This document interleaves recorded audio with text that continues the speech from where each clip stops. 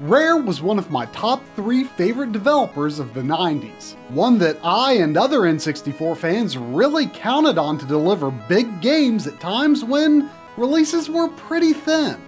For Rare to go from Nintendo exclusive to Microsoft first party early in the life of the GameCube and Xbox was shocking to say the least. I didn't own an Xbox, so Rare's new games passed me by and I always felt kinda bad about it.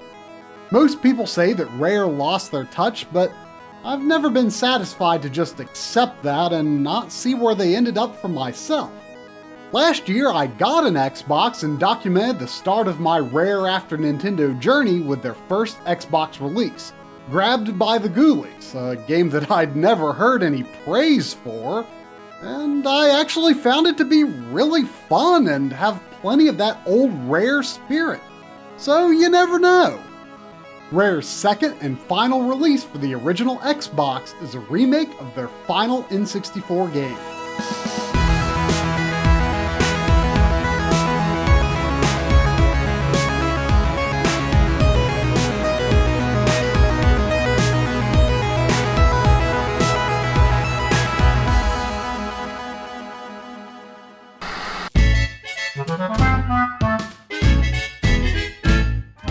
Conker was set to be another cute and family-friendly platforming animal mascot.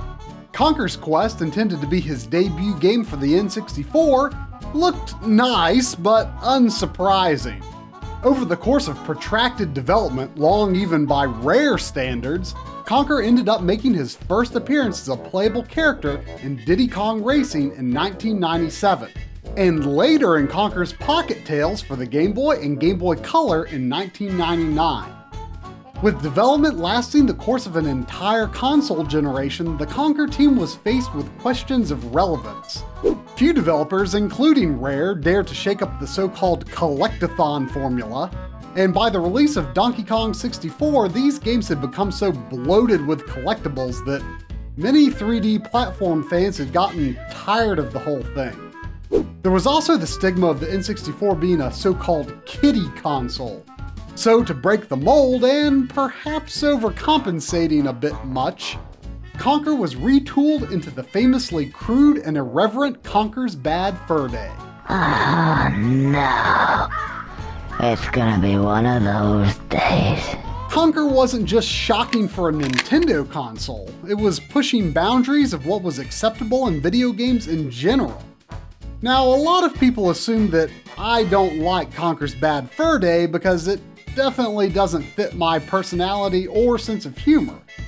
And really, that is Conker's legacy. It always was and always will be judged by its mature themes, or at least what 16-year-olds in 2001 thought was mature.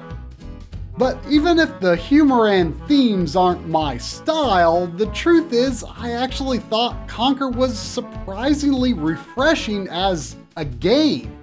Banjo-Tooie was one collectathon too many for me, and at the time I was pleasantly surprised to see Conker do away with the genre's excesses. It's mostly about figuring out how to proceed, not hunting down all of the whatsits and hootenannies. So in my view, Conker's gameplay is just as much a counteraction to the rest of the N64 library as is its personality. It's Rare making fun of its own games. Yeah, there it is, over there, big ball of poo. Oh, thanks. You're welcome to it, mate. Yeah, thanks. I only played through the whole game once back when it was released, but in spite of its presentation, I've generally thought well enough of it over all these years. Still, it's definitely a product of its time, and I was very curious to see if a 2005 remake of a 2001 game held up in 2016. I thought the designer said this was just a straight port. As a late generation release, Conker Live and Reloaded really shows off the Xbox's extra muscle. Image quality appears so finely processed and relatively jaggy-free, with excellent lighting and fur effects, giving a great deal of volume and visual depth to the world and characters. While Grabbed by the Ghoulies was pretty average in graphics, Conker goes a long way to prove that Rare was willing to push the Xbox just as hard as they pushed the SNES, N64, and briefly the GameCube. There are frame rate issues in places, but it mostly runs a heck of a lot better than the N64 game. Graphics are the most obvious takeaway from any remake, and amazingly enough, Conker on the Xbox still makes a striking impression. The designer thought it wise to change the grading level a bit, to fool the audience into thinking that the rest of the game would also be different. It sticks close to the original, but revisiting Conker made me realize that there's actually not a lot going on here, like in terms of gameplay. While in 2001, Conker seemed like a reprieve from the collectathons of the previous 4 years, looking at it now, it just seems like there's no core gameplay to sink your teeth into. The greedy and self-centered Conker is an everyman of sorts, all the way down to having no standout abilities to speak of. He can do a high jump and hover briefly, but aside from that, he's a pretty simple creature. Combat for most of the game is so basic it may as well not exist. Conker has a melee weapon and you simply whap an enemy, back up, and repeat. The main hook, if anything, are context-sensitive actions. What does that mean? It means context sensitive. It's sensitive to context. Where Conker magically pulls out whatever he needs to deal with the current situation. This isn't necessarily a bad idea, but it results in the gameplay lacking cohesion, focus, or any sense of progression. It does make for a bit of variety, but these short-lived twists are minimally fleshed out and extremely inconsistent in controls and quality, leading to several needlessly frustrating moments.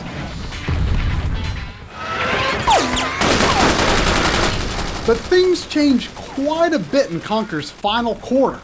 While there's no rhyme or reason to any part of the game, the last few chapters seem to come out of nowhere, like they were conceived much later in the process. But they also hint at how the whole game could have been a lot better. The final block consists of a horror level, World War II, Teddies. I hate these guys. and a brief Matrix parody. Yeah, that's pretty 2001, but you know, kinda cool. What sets these sections apart is that Conker gets to tote around theme-appropriate guns. And while the gunplay isn't super fleshed out, I have to admit that the distinct themes and somewhat entertaining combat makes me wish that the whole game had been more like this. I did feel a bit let down by the Xbox remake's more lifelike teddies, because blowing the literal stuffing out of the N64's button-eyed soldiers is way funnier. But the Xbox's shooting controls are also a whole lot better. These parts are overall pretty fun and work okay, but like so much else in the game, they're kinda tacked on. And maybe it's a bit unfair, but by the time the Xbox remake released, Insomniac's Ratchet & Clank trilogy had perfected the 3D platformer shooter formula, making Rare's take feel a bit thin on substance. The Live and Reloaded moniker refers to the now defunct online play for the original Xbox.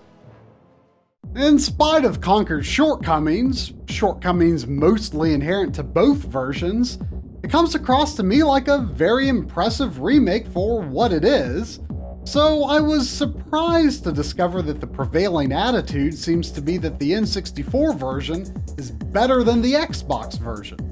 In poking around forum discussions, I've hardly seen any reason given for this other than that the Xbox version bleeps almost every word from sort of naughty to really offensive, whereas the N64 version was far more selective. I mean, I do agree that I can't really see the point in a game where the characters and general situations are far more risque and repulsive than the language itself, but really, does it even matter? I mean, okay, sure. The Great Mighty Pooh's famous song doesn't really flow so well in the remake. I am the great mighty Pooh, and I am going to throw But for better or worse, cartoon characters spewing naughty language is hardly a novelty anymore. Why is it everybody so offensive around here? And I wish more of the humor was not just shock humor. Back then, maybe there was something to it, but we now see enough toxicity on the internet every day, and it's all just kind of tiring by now. So while I don't necessarily think it was the right call, I also can't say that I felt cheated just because I couldn't hear some foul-tempered anthropomorphized things vocalize a few expletives. Overall, I personally feel that the remade visuals and more modern late-game combat control makes the Xbox version a better choice. Not to mention less expensive. Well, somewhat. It's not cheap, but it's kinda crazy how out of control the N64 version's price is.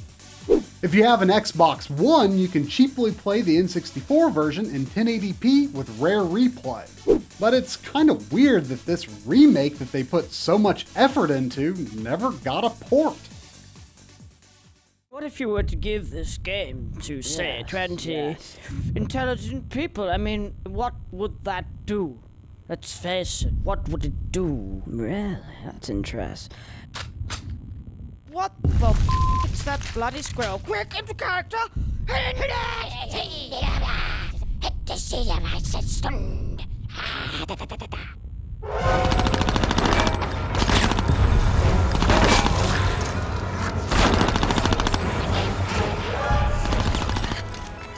The greatest irony of a Microsoft-owned Rare is that they actually released more titles for the Game Boy Advance than the Xbox. And maybe I'll look into those some other time, but as for the Xbox, well, Grabbed by the Ghoulies turned out to be actually good and not bad, and Conker, I was kind of prepared for it to have not aged that well anyway, so overall this stupid idea is going slightly better than I expected. So it's with a bit of cautious optimism that I'm looking forward to getting into Rare on the Xbox 360.